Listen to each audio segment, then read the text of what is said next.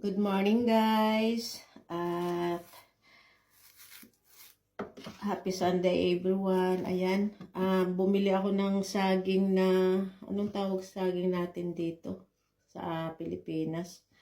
Hindi naman to saba, pero pwede na din. Gagawa tayo ng bilo-bilo. Magluluto ako ng pangmerienda. Yan. Ang balat niya guys ay tingnan nyo, maitim na, pero ang loob niya ay okay pa naman. So, gagayatin natin siya ng kwadrado para madami-dami. Ayan.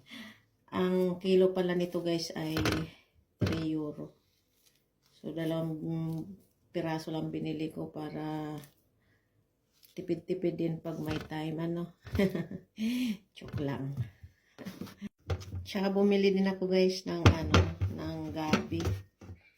4 euro ang kilo para masarap ang ating bilo-bilo. At syempre guys, hindi mawawala ang kamuting kahoy. O di ba? Always na ito kasama sa pagluluto ng bilo-bilo. Ayan, pinakuluan na pala natin yung kamuting kahoy guys. Sinamahan ko ng bigas na malagkit para mamaya masarap ang kain, medyo malapot-lapot. At isusunod na nga natin yung ating gabi.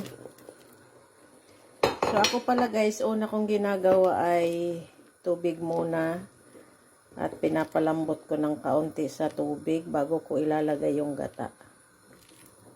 Yan. Sunod na natin ang ating saging guys.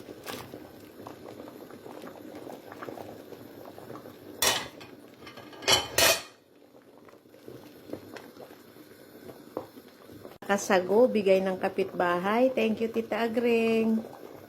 At aring sago ay luto na. So, madali na lang siyang lutuin. Mix-mix lang. Halo-halo.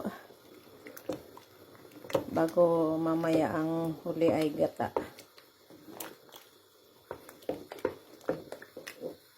Sunod na nga natin ang gata para malasa.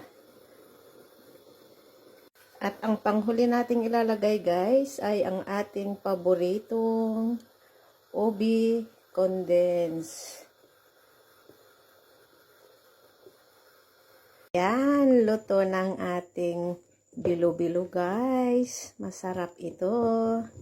At nag-add pala ako dito ng 5 kutsara ng asukal kasi medyo matabang yung hindi nagsapat yung ubi condense natin. So ayan na, let's eat.